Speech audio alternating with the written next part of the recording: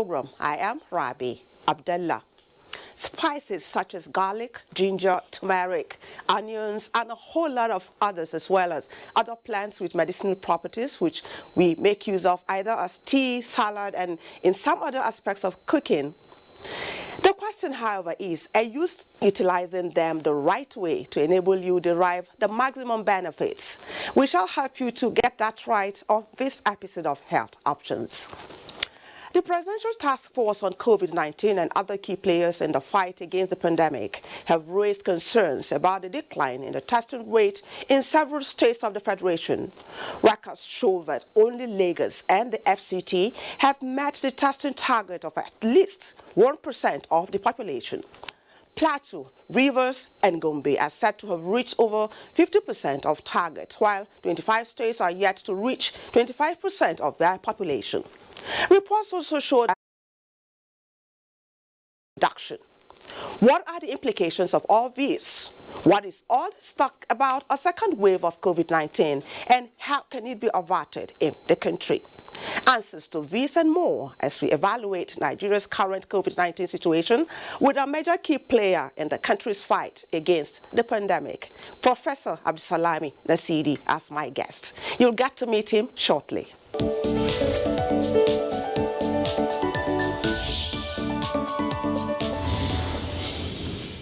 This is Health Options, and we're taking a look at the current situation of COVID-19 in the country in the midst of speculations about a likely second wave of the pandemic. And joining me now in the studio for the discussion is Professor Abdulsalami Nasidi.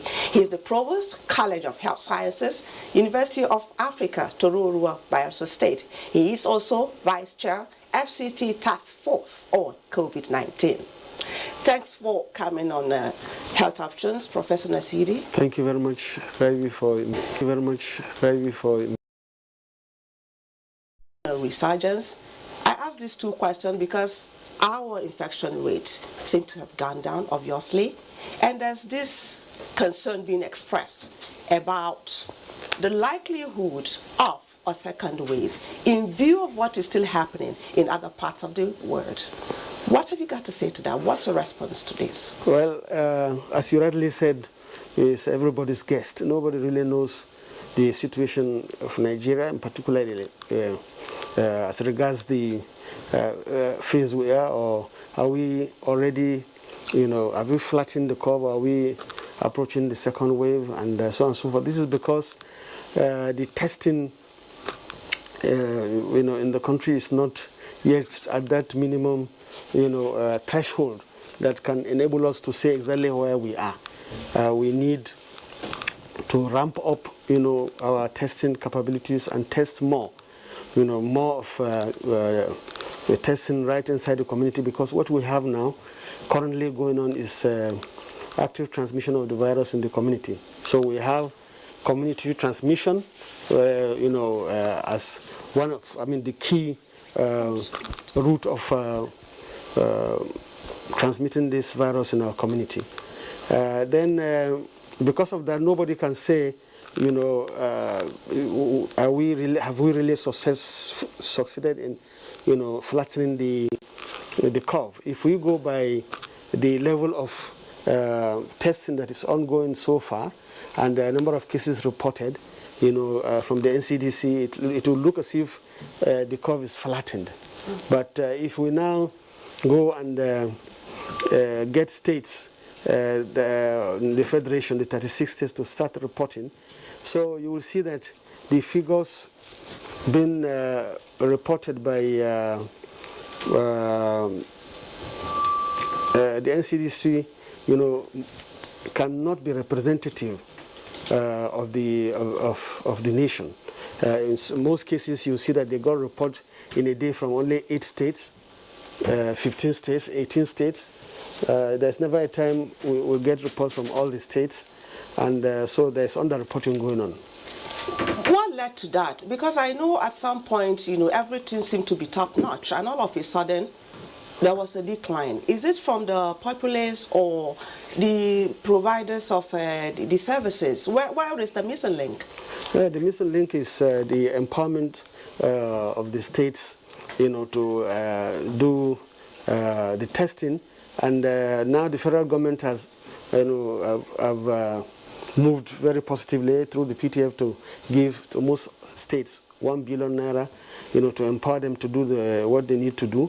You are aware some state governors don't even believe in COVID-19, and they are not really encouraging testing and mass testing, and they are not instituting the COVID-19 prevention and control protocols. Then there's also needs to empower and create more laboratories. For a country of 200 million, the number of laboratories that we have now, even though we have increased them, but so unfortunate is still inadequate, not adequate. Okay. To be able to do that type of mass testing that will be representative of the information we need to tell Nigerians whether we are flattening the curve or not. Okay, what my deduction from what you said so far is that there's complacency that we cannot deny here. Yeah. But schools have reopened. There's the air traffic is on the increase, and we know that the traffic between Nigeria and Europe it's quite high, and the infection rate in Europe is still on the high side. What does this portend for us? What should we do? Well, we always look forward to advices coming from you. What should we be doing to avert a resurgence? Well, unfortunately, we've missed the boat. The resurgence and the possibility of second wave is imminent, and this is because we have opened the borders for boosting our economy and the economic activities, but unfortunately the time we are opening the borders, most of the trips that we have in and out of our country to the European Union countries, to US, and these are the countries and continents that are currently experiencing the second wave. And so even though we have instituted what we call point of entry control measures, which is working very well, testing those who are coming and those who are going out and so on and so forth. But I can assure you that we might be thinking that we're doing these activities at that border, and if any one case or two cases escape into the community, the transmission rate will increase. And there are two things we're afraid of. What they call the R0, that is the reproductive possibility of one person who is infected to transmit the virus to 10, 100, and so on and so forth. If that rate is high, that means the few people that will come with the infection escape into the community, this, we shall be shocked. So I think the NCDC is trying to establish, I don't know if they've established the R0 for Nigeria. If it's increasing, that means that, we will definitely get the second wave coming. Then the second thing happening is all these mass, super spreader activities that are going on in the country. Unfortunately, our control measures, which is being promoted by the PTF and so on and so forth, did not work effectively. People, as you can see, very few people are wearing masks. Yes. People don't care about hand sanitization, social distancing anymore. You go to the churches, the mosques, no any social distancing, no any. You see less than 5 or maybe 10% of the congregation is wearing masks. And but unfortunately, when you look at Saudi Arabia, where the Islam, it's the root of Islam, also you see that the Kaaba and all the mosques there, they are strict. They are still maintaining that social distancing, and are not forgetting that this can escape. Okay. So then, or you go to even Rome, they have been showing Rome on television, they are all observing this social distancing. We have missed that boat. Then secondly is the so-called mass protests and the banditism and all this and so on and so forth.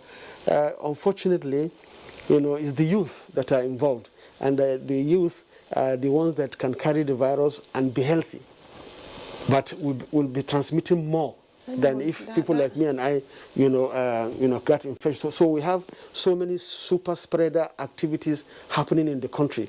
The vandalism, the SARS protests, the dissent. So the SARS protests can be peaceful. We can actually use them to start wearing masks. We could say that is something we put behind us right now. What the threat of a second wave is imminent, like you rightly pointed out at the beginning of this conversation.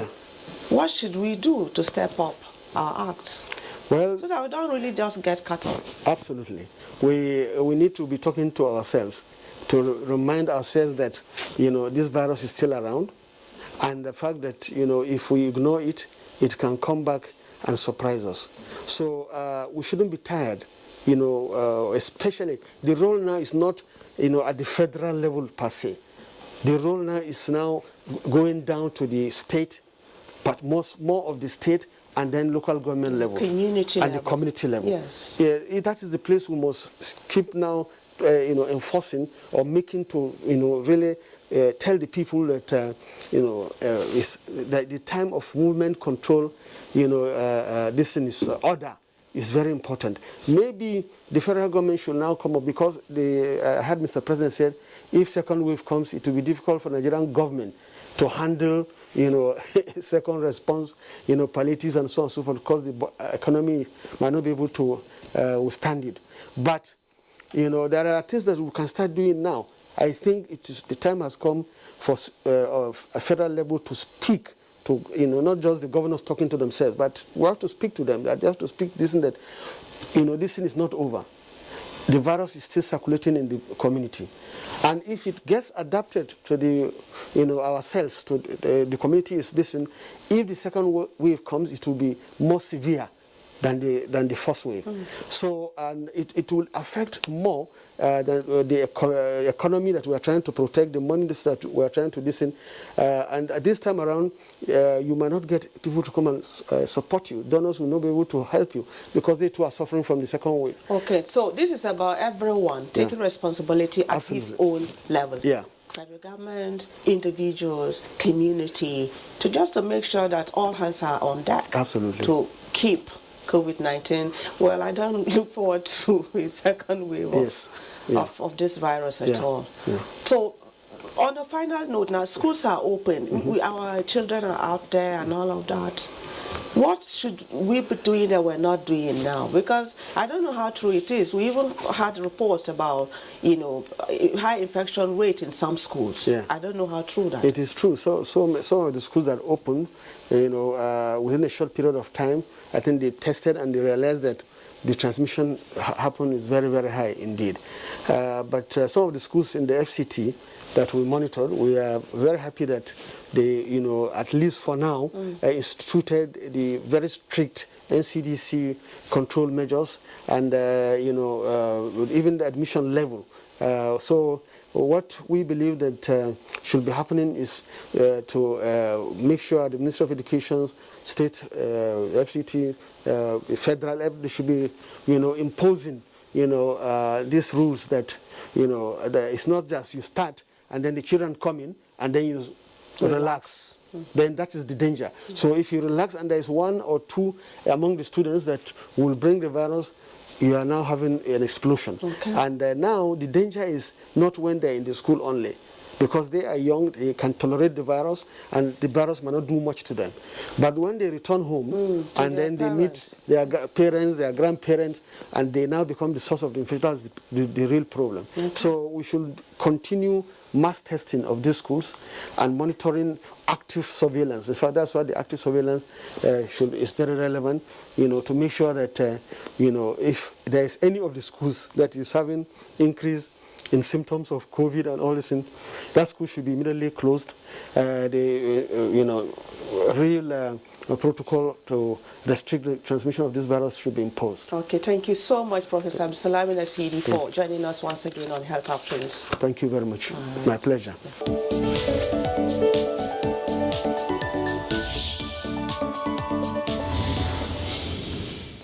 Knowing the right way to prepare and consume your favorite spices such as garlic and ginger and other vegetables will no doubt go a long way in helping you derive the maximum health benefits. Check out all we have for you on that on Our Nature's Corner.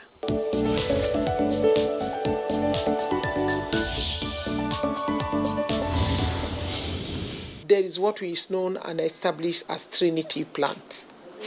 The Trinity plant is garlic, onion, and ginger. These are things we use every day at homes for their taste and flavor, and much more for their medicinal values. When you take these things as raw as possible, you get the maximum therapeutic benefits, because you know that heat at times destroys the nutritive value. We all know heat can destroy vitamin C and some other vitamins. So often at times we are told to saute. Saute means you just put it on the fire and then just put it on for few heat to get some new heat, and then add maybe small oil just to kind of prevent the nutrients from coming out. But much more better is getting it fresh. Garlic can be taken fresh, and garlic can be used to boil meat and can be added to soups. But if you put them and heat them for a long period of time, you destroy the nutritive value. This can be confirmed by nutrition, or nutritionists will tell you. So medicinally, it is well documented, scientifically proven, research proven, that when I take fresh garlic, immediately, for example, what we tend to do is that the fresh garlic is not processed. You may take 2 to 3 cloves. What is important is the dosage or the quantity. We tend to make it simple. You can say a bulb contains many cloves put together. You can say take 3 to 4 cloves of garlic. Infusion. What I mean by infusion, about 3 to 4 cloves of garlic in a teacup of boiling water, allowed to infuse. But crushed garlic, I would prefer to say crushed one. When you crush the garlic, you put it in a teacup of boiling water, allow it to infuse 5 to 10 minutes. That means the medication, the medicines, the nutrients of garlic would have gone into the water. For extra benefits, few drops of lemon could be added. For maximum benefits and soothing effect, you could add honey or brown sugar. That gives you an excellent infusion of garlic. I've said enough about garlic. Alum sepa, which is the onion, is a must dish. They chop onions into palm oil and use it to eat boiled yam. Other spice that we have is the locust bean. You don't know what locust bean is. It has a rich antioxidant property. Turmeric is well documented, and there is a lot of evidences to show the medicinal value of turmeric. Apart from healing wounds, it has the ability to heal wounds due to its composition. And the color of turmeric, you could take turmeric in the ratio of 1 to 0.5. What do I mean by that? 1 teaspoonful of teaspoonful of turmeric to half teaspoonful of ginger, because of the corrosive effect of ginger, harshness of ginger. That gives you a beautiful combination. For extra benefits, the calming plant, the anesthetic-like plant, the cloves could be added, commonly known as canimpari. The turmeric, we agree, is antioxidant and healing and immune booster. The ginger will stimulate circulation. So for me, in my simple language, it will ease the activity of turmeric. It thinnens the blood, making the blood to flow better. So the turmeric will take its own passage. And then the cloves, which also has, so you can see our bitter leaf too, has that property. That is why you see when it was all over, they will say take bitter leaf. Apart from stimulating the digestion, it also has the immune boosting effect through that processes of what I called a surface modulating system agent. Usually when you powder cloves, you see the harshness because of the aroma nature of it. That is why the clove oil is used in the management of toothache. You could place, look at the shape of the clove, it looks like the teeth. This is what we call doctrine of signatures. Because COVID-19 is still very much around. A quick reminder also that you can go to our YouTube channel to watch the upload of these and other episodes of the program. Email us for your comments and contributions at healthoptions@nta.gov.ng. My name is Rabi Abdullah. Hope to see you again. Bye for now.